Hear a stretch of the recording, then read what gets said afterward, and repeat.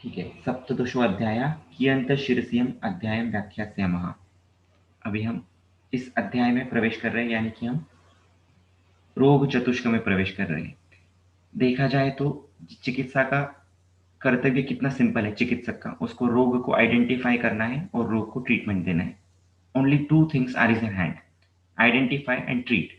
Rest is depends ना, उसके प्रारब्ध के ऊपर, आपके लॉजिक के ऊपर, और उसके आपके हाथ में केवल ये दोनों ही चीजें हैं, राइट।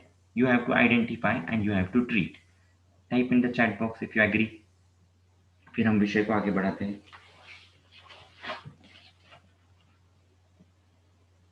राइट। अभी मैं बार बार क्यों कहता हूँ कि हमें चरक के क्रम से जाना है, क्योंकि उनका क्रम इतना फैंटास्टिक है ना। It is just super the way he thinks, the logical mind of Charak, the mystical mind of Charak, the चिकित्सक aspect of Charak, everything is great. किसी ने वो गलत श्लोक लिखा है कि निदाने माधवा श्रेष्ठा सूत्र स्थाने तु वाग्भटा। इट शुड बी निदाने चरकः श्रेष्ठः सूत्र स्थाने तु चरकः शारीरे च चिकित्सायां सर्वस्थानेषु चरकः। राइट और रॉन्ग? इस दिस एकांतवाद है मेरा ये, या वाकई में यही सच है? वाकई में यही सच है। वो श्लोक पता नहीं कैसा किसने लाया है। चरक से बढ़कर रियली कोई नहीं है। चरकस्तु चिकित्सिते जब हम बोलते हैं तो बिना सूत्र स्थान, निदान स्थान, शारीर स्थान समझे चिकित्सा में प्रयोग कर ही नहीं सकते हम, राइट। इसीलिए अब इस अध्याय को उस नजर से हम देखेंगे। ये रोग है, चिकित्सा का कर्तव्य क्या है कि रोगों को समझना, ये हमारा कर्तव्य है। हम प्रयोग किया है, हमने प्रवेश किया है। अभी हम समंदर में डुबकी मार रहे हैं। कौन से समंदर में? तो रोगों के समंदर में हम डुबकी मार रहे हैं। लेकिन हमारे पीछे अभी क्या है? बल है। बल है किसका? भेषज चतुष्क का, स्वस्थ चतुष्क का, और निर्देश चतुष्क का, कल्पना चतुष्क का। इन चारों के एंगल्स हमारे पास अभी तैयार है। We have 4 spectacles inbuilt in us to see a particular disease now. अभी मान लीजिए कोई शिरो रोग का पेशेंट आपके पास आए, तो पहले आपको क्या क्या विजुअलाइज हो जाना चाहिए, या आपके सबकॉन्शियस माइंड में एक दवाई भेषज चतुष्क से आ जानी चाहिए, इम्प्रॉम्प्टू, बिना ज्यादा सोचे। भेषज चतुष्क से, स्वस्थ चतुष्क से उसका शिरोरोग ठीक हो जाए, इसलिए कौन कौन से उपक्रम करने चाहिए, ये आपके लिए क्लियर कट आ जाना चाहिए। भेषज चतुष्क से नासा ही शिरसो द्वारम। हर एक व्याधि की, हर एक व्याधि, कोई भी लो, फिर कुष्ठ लो, प्रमेह लो, कहीं ना कहीं प्रतिमर्शनस्य का रोल हो सकता है, ये आपको सोचना है। शिरोअभ्यंग का रोल हो सकता है, ये आपको सोचना है, राइट। क्योंकि शुरुआत ही शिरोरोग से कर रहे हैं, ध्यान रखिए। शुरुआत ही शिरोरोग से है। हम लोग हमेशा इस द्वंद्व में फंसे हुए हैं कि आयुर्वेद में शिरस्थ हृदय, उरस्थ हृदय, शिर को प्रधान माना है या नहीं, हृदय कहाँ पर रहता है, इंद्रिय कहाँ पर है। Lot of confusion is there, but they are very crystal clear. उन्होंने शिर को उत्तम अंग माना है। दिनचर्या की शुरुआत में इस उत्तम अंग की कफ के शोधन के लिए सब विधि बता दी गई है।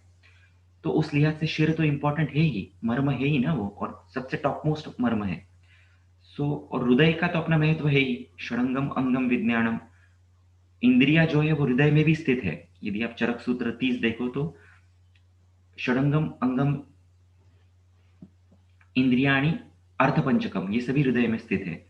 और ये अध्याय देखो तो इसमें शिरसी इंद्रियाणी ऐसा लिखा गया है।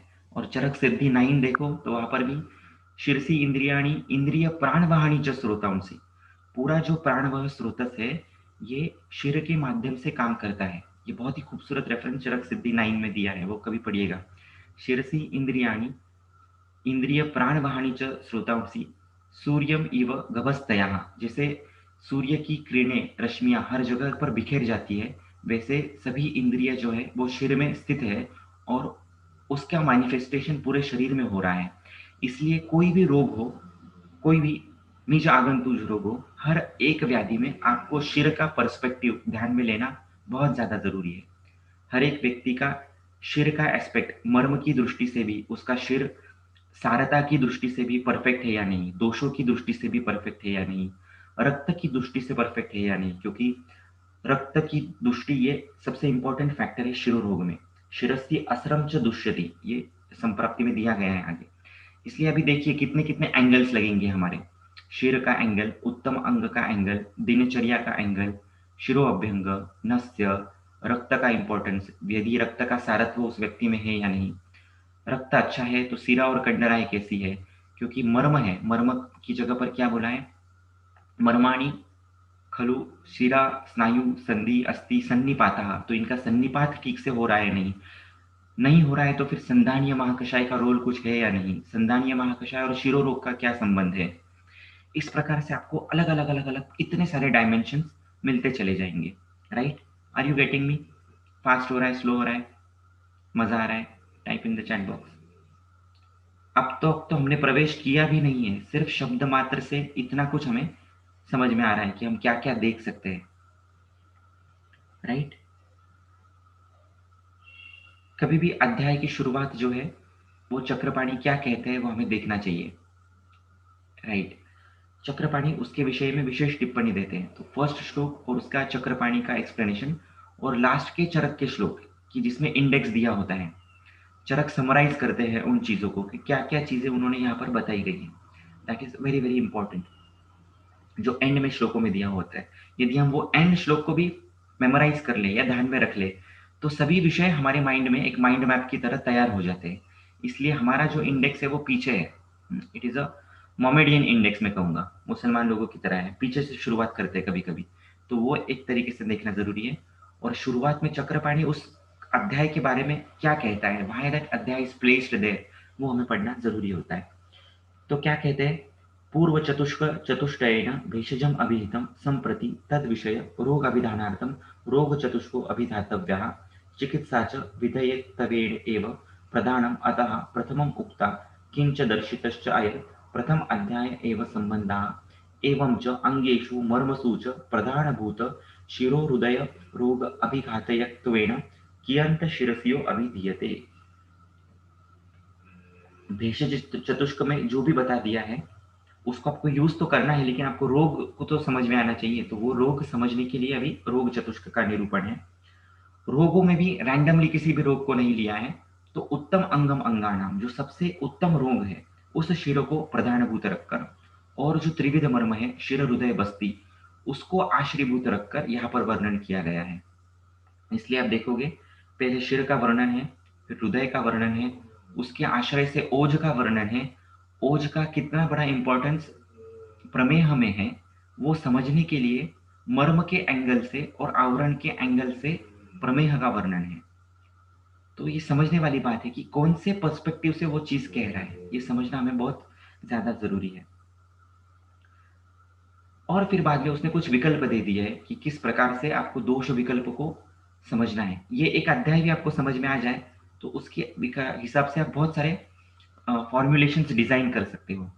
ये चरक की अपेक्षा है कि यह स्याद दोष विकल्पज्ञः स च रस विकल्पविद, जो 62 प्रकार से दोष विकल्प कर सकता है और उसके हिसाब से 62 प्रकार से रस विकल्प कर सकता है, वो सबसे उत्तम चिकित्सक है। जो ये समझ सकता है कि इस व्यक्ति में, it doesn't matter if you are naming that condition, आपको उस कंडीशन का, क्लिनिकल कंडीशन का व्याधि के स्वरूप में ही नाम पता हो, ये जरूरी नहीं है। इट इज नॉट नेसेसरी कि आप उसको लेबल कर दे, प्रमेह, मधुमेह, अम्लपित्त, नॉट नेसेसरी। न ही सर्व विकाराणाम नाम तो अस्ति ध्रुवा स्थिति, सभी विकारों को नाम हो ये जरूरी नहीं है, लेकिन उसका मान विकल्प आपको आना चाहिए। वात पित्त वृद्ध कफ क्षीण, कफ पित्त वृद्ध वात क्षीण, वात क्षीण, वात पित्त क्षीण, इस प्रकार का भी आप डायग्नोसिस कर पाओ तो that is very much more practical, because व्याधि is a dynamic condition. Right, जब हम किसी चीज को अम्ल पित्त लेबल कर देते हैं तो हम खुद को बहुत ज्यादा रिस्ट्रिक्ट कर देते हैं हमारी सोच को, बिकॉज आप उसको अम्ल पित्त जब लेबल कर देते हो तब आगे आप बढ़ नहीं पाते हो, आप अम्ल पित्त के ही सोच से सोचना शुरू कर देते हो। लेकिन आप अम्ल पित्त के बाद यदि उसका थोड़ा सा और रिफाइन करके डायग्नोसिस कर दोगे कि ये अम्ल पित्त है, लेकिन फिलहाल इस ऋतु में, इस देश में या इस रुग्ण शरीर में अभी कंडीशन क्या है, तो वात पित्त वृद्ध कफ क्षीण, इस प्रकार की कंडीशन है। इस प्रकार का यदि आपका डायग्नोसिस हो जाए तो अपने आप क्या निकल के आएगा, वात पित्त वृद्ध कफ क्षीण, यानी लक्षण क्या है, क्या होने चाहिए। यू कैन इवन विजुअलाइज, या यू कैन इस अध्याय का रेफरेंस ले सकते हो कि वात बड़ा है, पित्त बड़ा है, कफ क्षीण है। उन्होंने उदाहरण के लिए लक्षण दे दिए हैं, भेद और दाह, ऐसा अम्ल पित्त का पेशेंट आपके पास आए हैं जिसके पास भेद है, गैस्ट्राइटिस जैसी कंडीशन है, वहां पर भेदन जैसी पीड़ा भी हो रही है और दाह भी हो रहा है, राइट। अम्ल पित्त डिजाइन हो गया है लेकिन आपको सूक्ष्म अवस्था पता चल गई, वात पित्त वृद्ध कफ क्षीण। अभी आपका कर्तव्य क्या है? एग्जैक्टली अपोजिट कंडीशन निर्माण करना, यानी कि वात पित्त क्षीण करना है और कफ को बढ़ाना है। अभी कफ को बढ़ाने वाले रस कौन से हैं? तो मधुर अम्ल लवण रस है, राइट। अभी ये कफ को बढ़ाने वाले मधुर अम्ल लवण रस है, लेकिन हमें करना क्या है? वात पित्त को क्षीण भी करना है, तो मधुर रस के वात का क्षीण होगा और पित्त का भी क्षीण होगा, लेकिन अम्ल लवण रस का क्या होगा? अम्ल लवण रस पित्त प्रकोपक है, इसलिए हम उसको नहीं ले सकते। इसलिए अभी हमारी कल्पना क्या होगी? हम कट डाउन करते करते सिर्फ मधुर रस तक आए। अभी ये अम्ल पित्त के पेशेंट में जिसमें दाह शूल प्रधान कंडीशन है, भेद की कंडीशन है, इसको मधुर रस ही देना बहुत ज्यादा जरूरी है। इस कंक्लूजन तक हम बेसिकली आ गए। ये कहाँ से आ गए? अगेन हमने सबकॉन्शियसली यूज किया है फर्स्ट अध्याय का सिद्धांत, सामान्यंच विशेषेंच गुणान द्रव्याणि कर्मच। सामान्य विशेष समझा, गुण समझे। अभी गुण समझा यानी कि रस समझा, अभी हमारा कर्तव्य है द्रव्य और कर्म को समझना। तो पहले कभी भी क्या आता है? गुण आता है, और उसके बाद द्रव्य इज सेकेंडरी। गुण यदि आपको समझ में आ जाए, यदि आपको समझ में आ जाए कि मधुर रस यूज करना है, तो आप यष्टि यूज करो या खंड शर्करा यूज करो, दोनों से रिजल्ट आने वाला है, राइट। क्योंकि गुण प्रधान है। लेकिन उसको यदि हम द्रव्य की द्रव्य गामित्व का विचार दे दे, संप्राप्ति का विचार दे दे, तो उसमें और रिजल्ट फास्ट स्पीड से आएंगे, है ना। यष्टि देने वाला भी सक्सेसफुल होने वाला है और शर्करा देने वाला भी सक्सेसफुल होने वाला है, क्योंकि उसको ये भेद समझा है। अभी जिसको और सूक्ष्म भेद समझा है वो क्या करेगा? वो अभी ये सोचेगा, अरे इसको अम्ल पित्त है, भेद दाह की कंडीशन है, शूल प्राधान्य है, तो मुझे ऐसा कुछ तो मधुर रस का यूज करना चाहिए जिसकी फलश्रुति में शूल प्रशमन है, जो वात पित्त वृद्धि की कंडीशन में दिया जा सकता है, जिससे सम्यक कफ का परिवर्धन हो। इस पेशेंट में निराम अवस्था है, ये निराम वात पित्तज कंडीशन है, तो अभी मधुर रस का मैं क्या यूज करूं? तो क्या यूज करोगे आप? यदि मैं आपसे पूछूं, तो ऐसा कोई पेशेंट आ जाए आपके पास, then what are you going to use? कौन सा द्रव्य यूज करोगे? है ना, ये विकल्पना जितनी अपनी परफेक्ट होगी उतना कम से कम मात्रा में वो द्रव्य काम करेगा, मात्रा भी कम लगेगी और द्रव्य भी कम लगेंगे। ये नहीं कि अम्ल पित्त हो गया और सूत शेकर दे दिया, सुवर्ण सूत शेकर दे दिया, कामधुता दे दी। We have to refine our thinking. अच्छा, बीबी तक कहाँ से आया? बीबी तक का लॉजिक नहीं समझा, बताइए मुझे, बताइए बताइए। Very nice. ऐसे out of the box answers आने चाहिए। चैट बॉक्स में टाइप कीजिए या अनम्यूट करके बताइए। वेरी नाइस, दीपिका मैम को बहुत पसंद आया। घृत, मैंने बहुत बार बोला था पहला द्रव्य आना चाहिए घृत, मधुर रस का सबसे उत्तम द्रव्य, निराम अवस्था में यूज किया जाने वाला, वात पित्तोत्तर कंडीशन, कफ क्षीण कंडीशन। इस पेशेंट को यदि आप घृत दे दो तो काम ही हो जाएगा, है ना।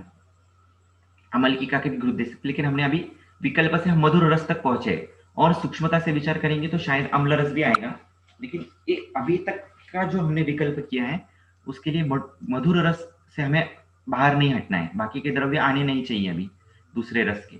मधुर रस आमाशयगामी या वात पित्त शमन कफ वर्धन करने वाले, और जिसका क्षेत्र अम्ल पित्त जैसा है, ऐसा और कौन कौन से द्रव्य हो सकते हैं?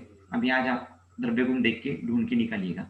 मधुर स्कंद निकालना है वाग्भट का या तो चरक का, और उसमें से एक एक द्रव्य को देखकर फिर भाव प्रकाश में जाना है और वहां पर देखना है कहाँ वहां पर दाह भेद शूल इस प्रकार का कंडीशंस आई हुई है। अभी यहाँ पर अमृता भी काम करेगी, लेकिन अमृता तिक्त रस प्रधान है, दाहानुत है, राइट, डेफिनेटली। लेकिन अमृता मोस्टली वर्क्स इन संतर्पणोत्थ व्याधिस, एक्सक्लूसिवली निराम व्याधिस में अमृता का रोल नहीं होता है। तो यहाँ पर अमृता यूज नहीं करनी है, ये भी एक विकल्प हमें सामने आएगा। Yes, sky is the limit of thinking. तो इस प्रकार से आप ये सोच इस अध्याय से लीजिए। Okay, so this is a very beautiful thing to learn from this अध्याय की किस प्रकार से दोष विकल्प और रस विकल्प करना चाहिए। दूसरा, नस्य का रोल। हर एक व्याधि में आपको नस्य सोचना ही सोचना है, नासा ही शीर्षो द्वार। कोई भी पेशेंट आ जाए, कुष्ठ का आ जाए, कहीं से भी आ जाए, शिरो प्रधान मर्म है, शिर का कहीं ना कहीं रिलेशन है कौन से ना कौन से व्याधि में। क्योंकि प्राणवाहिनी च स्रोताओं से, वो मैंने आपको रेफरेंस बताया। तो आपको क्या करना है, जो भी कोई व्याधि है तो उस व्याधि के सापेक्ष सिद्ध तेल या सिद्ध चूर्ण, या तो आपको उसको प्रधमन के स्वरूप में या सिद्ध स्नेह के रूप में आपको उसको नस्य प्रतिमर्श के स्वरूप में उसको यूज करना है, क्योंकि ये यहाँ पर हम स्वस्थ चतुष्क भी यूज करेंगे। अभी आपका ये आज का होमवर्क रहेगा या टास्क रहेगा कि शिरोरोग या शिरशूल या शिरोव्याधि, इसको मद्देनजर रखते हुए, इसको central line, theme of line रखते हुए, आप कौन कौन से द्रव्य आपके सामने आते हैं, कौन कौन सी कंसेप्ट आपके सामने आती है, कौन कौन से रस गुण महाभूत आपके सामने आते हैं, इस प्रकार का आप माइंड मैप बना सकते हैं। जैसे शिरो रोग लिया तो शिरो आर्तिनुत, ये कौन से द्रव्य की फलश्रुति है, तो ये भृंगराज की फलश्रुति है, राइट। ऐसे अनेक द्रव्य जो शिरो प्रदेश में काम कर रहे हैं।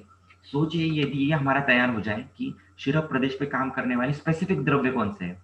गुण तो हमें समझ में आ ही जाएंगे, लेकिन द्रव्यगामित्व यदि पता चल जाए तो और बहुत ज्यादा स्पेसिफिसिटी आ जाएगी। पेशेंट आपके पास आया है प्रमेह का और साथ में अम्ल पित्त भी है, तो इन दोनों को कॉमन और शिरो रोग पे काम करने वाला ऐसा हम उसको नस्य भी देंगे और साइड में ये भी ट्रीटमेंट चालू रखेंगे। तो इनडायरेक्टली देखिए हम कैसे कैसे एक एक चतुष्क को इसमें ढालते जा रहे हैं। इसमें निर्देश चतुष्क को फिर से नहीं भूलना है। प्रधानम अत्र विषकम, पेशेंट आएगा कुष्ठ के का आपके पास और आप उसको दोगे नस्य, वो बोलेगा सर आप ये क्या पागलपन कर रहे हो, मेरा स्किन डिजीज है, मुझे स्किन से ठीक कीजिए, ये मत दीजिए आप कुछ भी मुझे। यहाँ पे ये भूलना नहीं है, प्रधान कौन है, भीषक प्रधान है। आप रुग्णों की नहीं सुनेंगे, रुग्ण आपकी सुनेगा। निर्देश कार्यत्म आतुर गुणाना, वो आतुर का गुण है आपका सुनना। सो आप उसको कितना कन्विंस करके वो नस्य दे रहे हो, उसके ऊपर वो प्लेसिबो से एक्ट करेगा और आपके सिद्धांत के हिसाब से भी काम करेगा। इसलिए कन्विंसिंग पावर आपको देना है कि यस, किस प्रकार से मनोमय कोश या विज्ञानमय कोश का संबंध है आपकी बीमारी से और किस प्रकार से ये नस्य संप्राप्ति भेद करने वाला है। इस प्रकार का आपको उसको समझाते आना चाहिए। ओके, अब तक समझ में आ रहा है? Is it fine up till now? Please type in the chat box. अभी स्वाध्याय में बहुत मजा आएगा आपको। अभी आप इसको इस एंगल से पढ़ोगे तो आपको हेतु भी दिखना शुरू हो जाएगा, द्रव्य भी दिखेंगे, कल्प भी दिखेंगे, बहुत कुछ चीजें दिखेंगी। और ये विकल्प भी आप homework, not a compulsory task, लेकिन आप यदि चाहते हो तो ये प्रैक्टिस में बहुत हेल्पफुल है। इन्होंने 12 विकल्प दिए हैं, ऐसे 62 विकल्प हो सकते हैं, लेकिन उन्होंने आविष्कृततम ऐसे विकल्प दिए हैं। उस टाइम में जो मोस्ट कॉमनेस्ट कंडीशंस दिखा करती थी उस प्रकार से दिया है। वात पित्त वृद्ध कफ क्षीण, कफ पित्त वृद्ध वात क्षीण। तो इस प्रकार का आप आपके लिए सिंप्लीफाई करके डायग्राम्स के थ्रू ऐसी कंडीशंस लिख सकते हैं। वात पित्त बढ़ा हुआ है तो आपको क्या करना है, लक्षण क्या होंगे, दाह और शूल, फिर दाहनुत शूलनुत, ऐसा आप क्या यूज कर सकते हो। इस प्रकार के बहुत सारे परम्यूटेशन कॉम्बिनेशन इस दोष भेद से, दोष विकल्प से बना सकते हैं। श्लोक नंबर 62 देखिए। दोषा प्रवृद्धा स्वम लिंगम दर्शयन्ति यथा बलम, क्षीणा जहति लिंगम स्वम समाह स्वम कर्म कुर्वते। यहाँ पर चक्रपाणी का बहुत इंपॉर्टेंट एक्सप्लेनेशन दिया है कि वृद्ध दोष ही व्याधिकारी होते हैं। क्षीण दोष अपने लक्षण कम हो जाते हैं, लक्षण दिखते हैं उनमें लेकिन वो व्याधि कर्तृत्व उनमें नहीं है। वो जो लक्षण दिखेंगे वो भी व्याधि स्वरूप है, लेकिन जिसको हम एक्चुअल में व्याधि कहते हैं, दोष दुष्य सम्मूर्छना स्वरूप का, उस स्वरूप का फंक्शन क्षीण दोष में नहीं होता है। तो एक अंदनकर शास्त्री करके गुरु जी होकर गए हैं, उनकी एक बहुत बड़ी किताब है क्षीण दोषाचे विकार। उनका एक ऐसा कंसेप्ट था कि क्षीण दोषों से भी विकार होते हैं। वो पक्षवद के पेशेंट को वातक्षय समझकर वासाघृत से या तिक्त रसात्मक वासा से, वातकृत वासा से पक्षवद के पेशेंट ट्रीट किया करते थे। सो एनीवेज वो बहुत ही कॉम्प्लिकेटेड भी बुक है, बहुत बड़ी बुक है जिसमें क्षीण दोषों पर चर्चा है। लेकिन यहाँ पर चक्रपाणी का क्लियर कट एक्सप्लेनेशन है कि क्षीण दोषों से व्याधि नहीं होते, लक्षण जरूर दिखाता है लेकिन लिंग व्यतिरिक्तम विकार कर्तृत्व नास्ति। उसको विकार कर्तृत्व नहीं है। यतो वृद्धा उन्मार्गगामिनो दोषा दुष्यं दूषयन्तो ज्वरादीन कुर्वन्ति न क्षीणाः। जिस प्रकार से वृद्ध दोष, उन्मार्गगामी दोष, यानी कि अपनी जो गति जिनकी बिगड़ चुकी है, ऐसे दोष उन्हें ही उन्मार्गगामी कहा गया है। ऐसे वृद्ध उन्मार्गगामी दोष ही दुष्य को जुड़कर दुष्य से प्रभावित होकर ज्वरादि रोगों की निर्मिति करते हैं। क्षीण दोष व्याधि की निर्मिति करते नहीं है। क्षीण दोष केवल अपने लिंगों को दिखाते हैं, लक्षणों को दिखाते हैं। जैसे लिंगम क्षीणे अनिलस्य अंगस्य सादाः अल्पभाषिते हितम।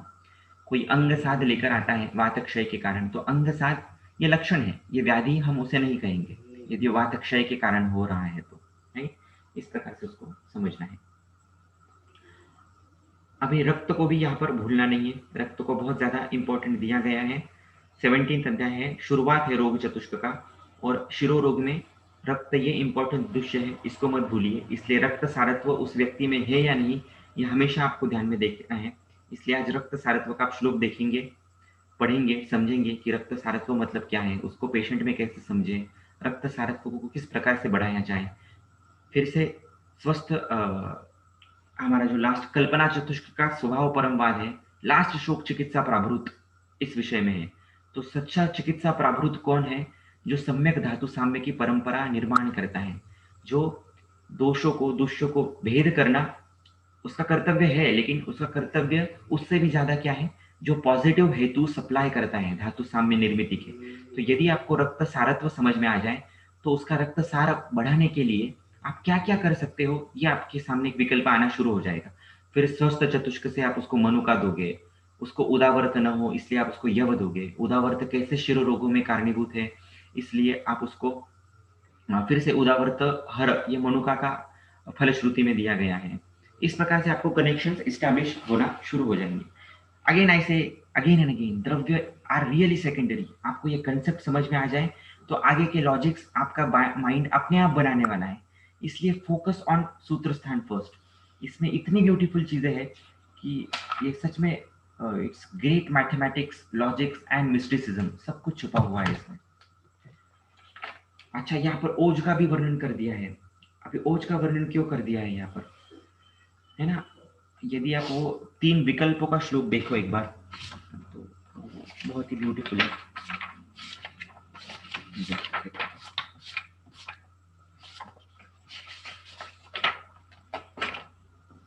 इन्होंने भी देखो 58, 59 श्लोक में वात पित्त क्षय हो रहा है, कफ वृद्ध हो रहा है, तो क्या क्या हो सकता है? चेष्टा, प्रनाश, मूर्छा, वाक संगम च करोति ही। क्लासिकल आईसीयू का पेशेंट है जो कोमाटोज पेशेंट है, लगभग इसी प्रकार की स्थिति होगी, राइट। वात पित्त क्षय, कफ वृद्ध, उसके कारण मार्गावरोध हो गया है, मार्गावरोध की संप्राप्ति है। इसकी वजह से क्या हो रहा है? चेष्टा, प्रनाश, कोमाटोज, मूर्छा, वाक संगम, बोल भी नहीं पा रहा है, राइट। दूसरी कंडीशन दी है वात श्लेष्म क्षय पित्तम, वात कफ क्षय, यहाँ पर पित्त वृद्ध है, वो क्या कर रहा है? देह ओजः संस्थयेत चरेत। तो यहाँ पर ओज स्रवंस की कंडीशन हो रही है। मेन कौन है? तो पित्त यहाँ पर इंपॉर्टेंस दिया है। तो जहां जहां पर ओज का रिलेशन आता है ना, ओज विस्रंस, ओजो भ्रंश, वहां पर पित्त को देखना समझना बहुत ज्यादा जरूरी है। पित्त को ओजकृत कहा गया है। कौन से पित्त को ओजकृत कहा गया है, कौन बताएगा? पाचक, रंजक, साधक, राजक, आलोचक, और किसने कहा है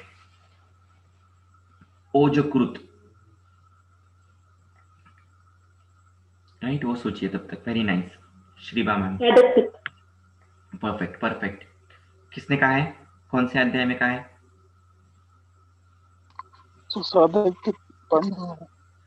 साधक पित्त को ओजकृत किसने कहा है और कौन से अध्याय में कहा है?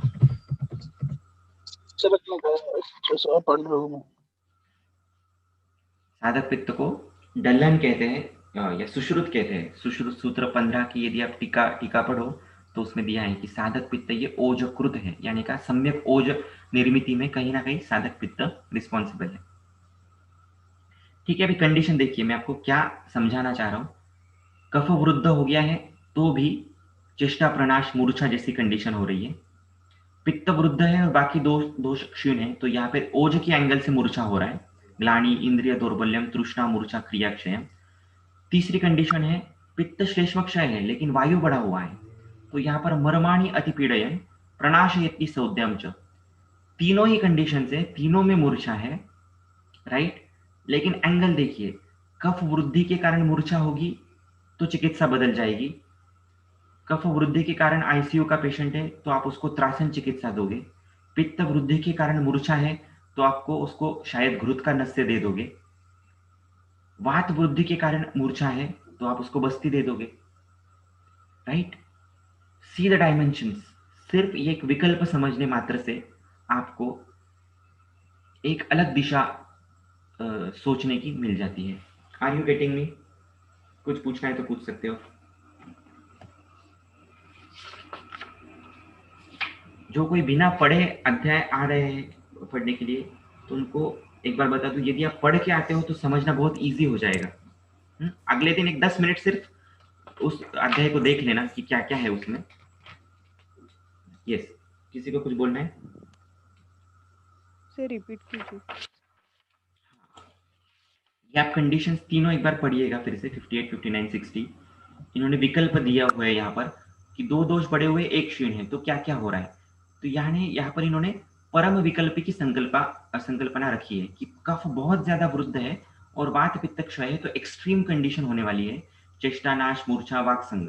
वहां पर आपको मार्गावरोध दूर करना पहली ट्रीटमेंट रहेगी, और मार्गावरोध दूर करने के लिए आपको तीक्ष्ण उष्ण प्रमाथी द्रव्य, मरीच, वचा जैसे नस्य, त्रासन चिकित्सा, इस प्रकार का यूज करना होगा, तभी उस व्यक्ति की मूर्छा जाएगी।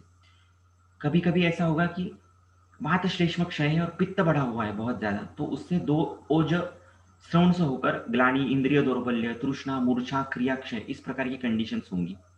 वहां पर आपको पित्त की चिकित्सा करनी है। पित्त का परम औषध घृत यूज कीजिए, या तो कषाय, तिक्त, मधुर, जो भी आपको जैसे हेतु मिले हैं, पेशेंट में लक्षण मिले हैं, उसके अनुरूप आप पित्त को फोकस करके ट्रीटमेंट कीजिए, उससे उसकी मूर्छा जाएगी।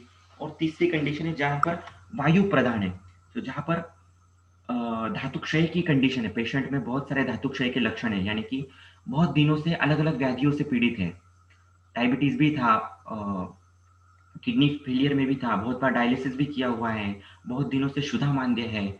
ऐसा पेशेंट जब लैंड होता है इमरजेंसी में, तो वहां पर वायु मर्माणी अतिपीड़न होता है, और वैसा पेशेंट क्लिनिकली बहुत डिटेरियोरेट होते जाता है। वहां पर आपको वायु को ध्यान में रखना है। और वायु कब काम करेगा, हमने देखा है, स्नेह सारो अयम ही पुरुषः। शरीर जब सशक्त होगा, स्नेहसार होगा, तभी वायु वहां पर काम कर सकता है, अन्यथा वायु शरीर को छोड़ने की कोशिश करेगा।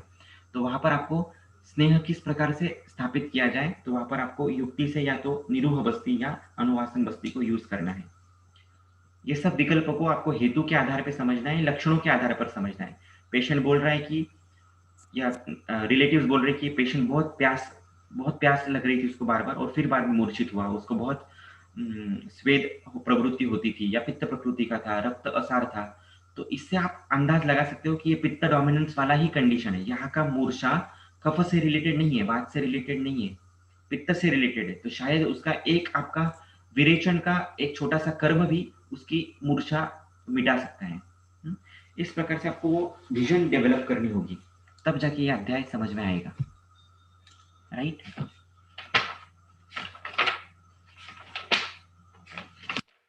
इसीलिए यहाँ पर ओज का वर्णन है, यहाँ पर प्रमेय का वर्णन भी है, तो आवरण की दृष्टि से और ओज की दृष्टि से वर्णन है। ओज का भी वर्णन कैसे है, प्रथमे शरीरे प्रथमम जायते ही ओजाः शरीरे अस्मिन् शरीरिणाम्, इस प्रकार का वर्णन यहाँ पर किया गया है श्लोक नंबर 74 में। यानी कि शरीर में पहली निर्मिति किसकी हो रही है, तो ओज की हो रही है। शरीर में सबसे उत्तम अंग कौन सा है, तो शिर है। सुषुम्ना कहाँ पर स्थित है, या नाड़ियों की निर्मिति कहाँ से हो रही है, तो सुषुम्ना से, शिर से हो रही है, ब्रह्मा मैम ने बताया था। तो शिर किस प्रकार से इंपॉर्टेंट है, फिर ओज किस प्रकार से इंपॉर्टेंट है, फिर हृदय किस प्रकार से इंपॉर्टेंट है, क्योंकि हृदय तो साक्षात ओज का स्थान है। और फिर किस प्रकार से अलग अलग बस्ती के थ्रू संप्राप्ति हो सकती है, वहां पर ओज का क्या रोल है, कैसे अलग अलग एंड स्टेज ऑर्गन फेलियर में आदमी जाता है, आदमी बाद में कैसे किडनी फेलियर होती है, किस प्रकार से शुरुआत जो है ये ऑर्गन फेलियर की लंग डैमेज से, respiratory damage, cardiac damage, liver damage, और बाद में किडनी डैमेज से एंड होता है जनरली पेशेंट का। इस प्रकार का भी एक चित्र जो हमें अभी फिलहाल दिख रहा है, उस प्रकार का भी लिंकेज जो है वो इस अध्याय से है। यदि इस अध्याय को सिर्फ लिंकेज के हिसाब से भी पढ़ो ना तो बहुत सारी चीजें अलग अलग दिखना शुरू हो जाएगा, राइट। और फिर प्रसंग तंत्र युक्ति से उन्होंने विद्रधि और पीड़का इनका वर्णन कर दिया है, क्योंकि बाद में फिर उसका अवसर नहीं आने वाला है अलग से, इसलिए उन्होंने जहाँ पर मधुमेह का वर्णन कर दिया है वहां पर ही विद्रधि और पीड़का का भी वर्णन कर दिया है। इसका भी शायद कोई और लॉजिक हो सकता है कि वो गंभीर होती है, या जहाँ पर पीड़का निर्मित हो जाए, विद्रधि निर्मित हो जाए, वहां पर व्याधि असाध्य हो सकता है। इस प्रकार का शायद उनको बताना होगा, इसलिए वहां पर ये बता दिया गया है। फिर श्लोक नंबर 101, ये भी बहुत इंपॉर्टेंट है।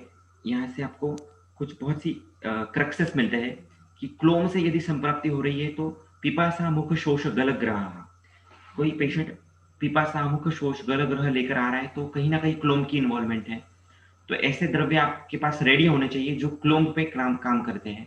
ये फिर से भाव प्रकाश से हमें मिलेंगे, जहां जहां पर क्लोम शब्द आया है जिस जिस द्रव्य की फलश्रुति में, वो क्लोमगामी है। और क्लोमज संप्राप्ति हो रही है तो पिपासा मुख शोष गलग्रह ये लक्षण दिखने चाहिए। यकृत जायाम श्वासाहा, ये विद्रधि से रिलेटेड है, लेकिन सिर्फ विद्रधि से ही रिलेटेड नहीं, जहां कहीं पर भी श्वास लक्षण है वहां पर यकृत एस्पेक्ट आपको देखना है। हर बार होगा ये जरूरी नहीं है, लेकिन यकृत से रिलेटेड यदि श्वास होगा तो आपको यकृतगामी कुछ ऐसा द्रव्य ढूंढना होगा जो श्वास हर भी है।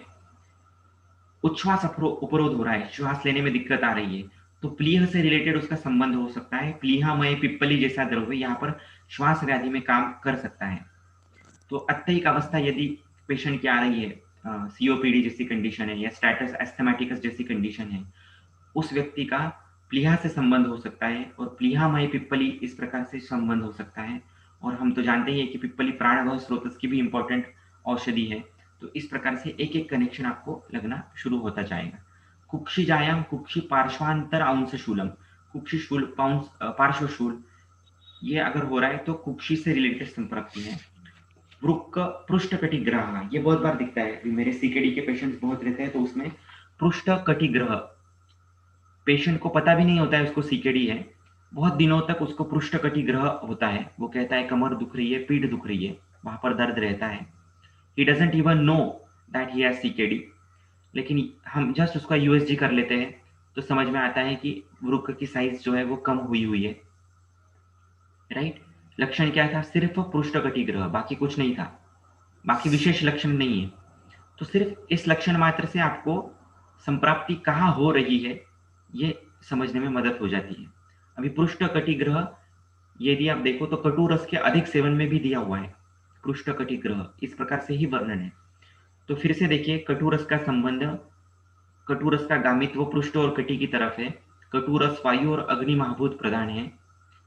वृक्क की निर्मिति रक्त और मेद से होती है। रक्त और मेद में कॉमन थ्रेड है स्नेह गुण, रक्त का ईषत स्निग्ध का स्निग्धत्व और मेद का प्रबुद्ध स्निग्धत्व। यदि इन दोनों का स्निग्ध गुण कम हो जाए तो रक्त और मेद धातु की सारता कम हो जाएगी और वृक्क पे मैनिफेस्टेशन होगा। तो यदि कोई व्यक्ति खास करके वात पित्त प्रकृति का हो, निरंतर कटुरस का अभ्यास कर रहा है, पृष्ठ कटिग्रह लेकर आ रहा है, तो रक्त मेद असारत्व उसमें आपके दिख रहे हैं कुछ लक्षण, तो उसमें आपको आप ये बता सकते हो, प्रेडिक्ट कर सकते हो कि इसका वृक्क कहीं ना कहीं कार्य हानि हो रही है। उसको शायद अश्मरी होगा, शायद विद्रधि होगा, हुआ नहीं होगा फिर भी हो सकता है, या क्रोनिक किडनी डिजीज में वो लैंड हो सकता है। इस प्रकार का आप एक अनुमान एक चीज को समझने से लगा सकते हैं। नाभि जायाम हिक्का, बहुत सारे हिक्का के पेशेंट आते हैं, सिर्फ नाभि जायाम हिक्का इतना समझने मात्र से आप चिकित्सा स्टार्ट कर सकते हो। हिक्का का उद्गम कहाँ से है? नाभि से है, तो नाभि पूरण ये हिक्का की ट्रीटमेंट होती है। इस प्रकार से घृत पूरण, नाभि पूरण, नाभि में स्वेद देना, स्नेहन स्वेदन करना, इस प्रकार से भी आप चिकित्सा आरंभ कर सकते हो। वंशण जायाम शक्ति साधा, बस्ती जायाम कृच्र पूति मूत्र वर्चस्व। अभी बस्ती में यदि विद्रधि है तो क्या हो रहा है? कृच्र पूति मूत्र वर्चस्व च। अभी यहाँ पे आपको फिर से बेल लगना चाहिए कि यहाँ पर वर्चस का क्या संबंध है। बस्ती में विद्रधि है और कृच्र वर्चस्व हो रहा है, कृच्र पूतित्व हो रहा है, पूति वर्चस्व हो रहा है, ये किस प्रकार से? तो ये आज आप सोचिए, हम फिर से डिस्कस करेंगे। ओके, ये मेरा कोशिश हमेशा है कि आपको आउट ऑफ द बॉक्स मिले, लेकिन शास्त्रीय चीजें मिले। हर कोई चीज़ वर्ड टू वर्ड मिले ये ज़रूरी नहीं है, ये मिल जाए तो उसका मज़ा भी नहीं है। आप खूब ढूँढो उसको, ये ट्रेजर हंट है, चरक का ट्रेजर हंट यदि आप करते हो, तो जो आनंद मिलेगा और जो दिशा मिलेगी चिकित्सा में, वो अद्भुत होगी। ओके, और एक 1 मिनट ही बचा है हमारे पास, कुछ पूछना है तो पूछिए। रक्त और मेद का स्नेहांश कैसे बढ़ाया जाए वृक्क रोग में? तो फिर से जहाँ-जहाँ पर वृक्क ये शब्द आया है भाव प्रकाश में, ऐसे द्रव्य आप ढूँढिए, जहाँ पर स्निग्ध गुण है उन द्रव्यों में, है ना? तो वो सारीवा जैसा द्रव्य आपके सामने आएगा, जो रक्त पाचक भी है। मेद पाचक से ऐसे द्रव्य उठाइए, पटोल, सारीवा, मुस्ता, पाठा, कटुक रोहिणी और किरात, अमृता, चंदन, विश्व भेषजम। इसमें जो-जो द्रव्य स्निग्ध है, जो-जो द्रव्य रक्त सार है, रक्त प्रसादन है, वो उठा दीजिए, वो अपने आप रुक्कगामी होंगे। इस प्रकार से आप समझ सकते हैं। और इनका सिद्ध स्नेह यदि आप दे देते हो, जैसे अमृता और सारीवा का सिद्ध जल दे दिया आपने, तो अपने आप उसका गामित्व जो है वो वृक्क के ऊपर ही जाने वाला है।